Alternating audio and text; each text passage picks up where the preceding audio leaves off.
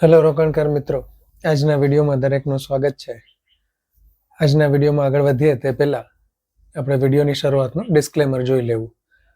આજે જે વિડીયોમાં આપણે ચર્ચા કરવાના છીએ એ કંપની આવનારી કંપની છે અને એક એસએમઈ આઈપીઓ છે, બીએસઈ ઉપર લિસ્ટ થવાનો છે. કંપનીનું નામ છે Solar91 Cleantech. નામ ઉપરથી જ લાગે છે કે કંપની સોલારના બિઝનેસમાં છે. તો જે સોલાર મોડ્યુલ હોય એના માટેનું કંપની કામ કરે છે, પણ કોઈ મેન્યુફેક્ચરિંગનું કે એવું નથી કરતી. સોલાર મોડ્યુલ લઈ અને ત્યાર પછી બાકીની જે બધી સર્વિસીસ હોય એ કંપની આપે છે. અને સર્વિસીસની અંદર કંપની રેસિડેન્શિયલ સોલાર જે છે એ છે, કોમર્શિયલી આપે છે, ઇન્ડસ્ટ્રીને પણ સર્વિસ પોતાની પ્રોવાઈડ કરે છે અને જયપુર બેઝ એક કંપની છે.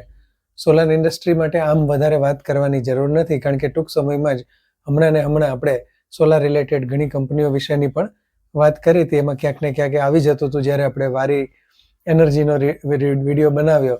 વારી રિન્યુએબલ ઓલરેડી લિસ્ટેડ છે અને એ સિવાય પણ ઘણી બધી કંપનીઓ આ સેક્ટરમાં કામ કરી રહી છે. તો આ કંપની પણ એની અંદર જ છે. અને ખરેખર તો સોલાર પેનલના ઇન્સ્ટોલેશનમાં જે કંપનીઓ કામ કરે છે, ઇવન એમાં ટાટા પાવર પણ આવી જાય, એમાં વધારે પડતા લોકલ પ્લેયર, રિજનલ પ્લેયર, એ બધા ખૂબ ઘણું સારું કામ કરતા હોય એવા ઘણા બધા પ્લેયર છે.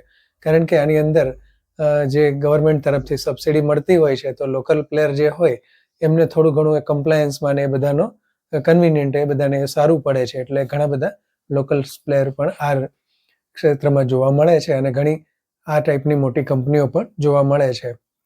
એસએમઈ આઈપીઓ છે એટલે ઓબ્વિયસલી શેર મૂડી નાની રહેવાની. લગભગ 106 કરોડનો આઈપીઓ છે અને બધો જ ફ્રેશ ઇસ્યુ છે. એટલે કે કંપની પોતે જ કંપનીમાં જ બધા પૈસા જવાના છે. પ્રમોટરો કોઈ એમાંથી પોતાનો સ્ટેક સેલ કરતા નથી. અને કંપની જે પૈસા આવશે એનો ઉપયોગ મેઇનલી કંપનીની પોતાની જે એક સબસિડરી છે એમાં એક્સપાન્શન માટે કરવાની છે. એ સિવાય કંપનીમાં પણ કેટલાક પૈસા એક્સપાન્શન માટે વપરાશે અને જનરલ પર્પઝ માટે, કોર્પોરેટ પર્પઝ માટે વપરાશે.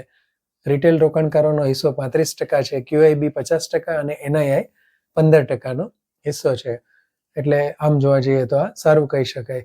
સૌથી વધારે જે કહેવાય કે ફાઇનાન્શિયલ્સ, આપણે એના ઉપર નજર નાખીએ તો કંપનીનો ROE જે છે, રિટર્ન ઓફ ઇક્વિટી ખૂબ સારી છે, 49% છે, પણ રિટર્ન ઓફ કેપિટલ એમ્પ્લોયડ 25% છે.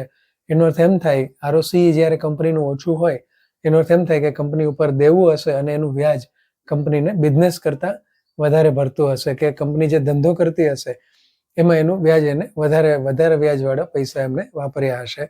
તો જ આ વસ્તુ બની શકે. અને એ વસ્તુ જોતા જ કંપનીના પ્રોસ્પેક્ટમાંથી ખ્યાલ આવ્યો કે એનું દેવું જે છે 2.3 ટાઈમ્સ છે કંપનીનું. એટલે ડેપ્થ જે છે વધારે કહેવાય. આમ તો કેપિટલ ઇન્ટેન્સિવ જ બિઝનેસ છે અને પ્રોફિટ માર્જિન 5.46% કંપનીનો છે.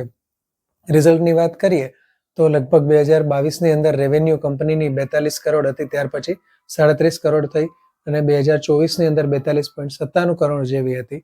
અને જે સપ્ટેમ્બર સુધીના રિઝલ્ટ આપ્યા છે એ 51 કરોડ જેવી છે. એટલે રેવન્યુ આમ સ્થિર કહી શકાય. છેલ્લેના વર્ષમાં થોડોક જમ્પ દેખાય છે. પ્રોફિટમાં પણ આ જ રીતે છે કે 0.3 કરોડ જેવો પ્રોફિટ હતો 22ની અંદર, 23ની અંદર 0.20 ઘટી ગયો હતો અને પાછો 24માં વધી જાય છે 2.36 કરોડનો પ્રોફિટ છે. અને સપ્ટેમ્બર સુધીના પરિણામ છે એમાં 4 કરોડનો, કે જે અત્યાર સુધીનો કદાચ હાઈએસ્ટ પ્રોફિટ હશે એવું લાગે છે. પણ ઇસ્યુના સમયે પ્રોફિટ વધતો હોય એટલે જરા કોશિયસ રહેવાય. પણ સામે સનરાઈઝ સેક્ટર છે, સોલાર સેક્ટરની બૂમ છે.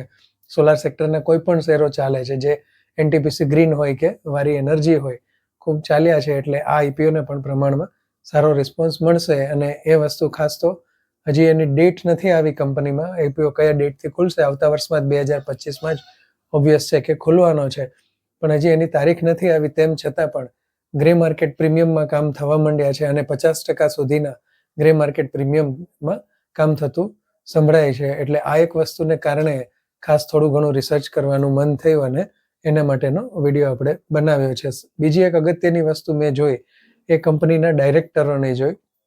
કંપનીના ડાયરેક્ટરોમાં જે કહેવાય કે વ્યાસ છે, મલ્હોત્રા છે, આવી બધી સરનેમ આપણને જોવા મળે છે. એક ધવલ વસાવડા કરીને છે.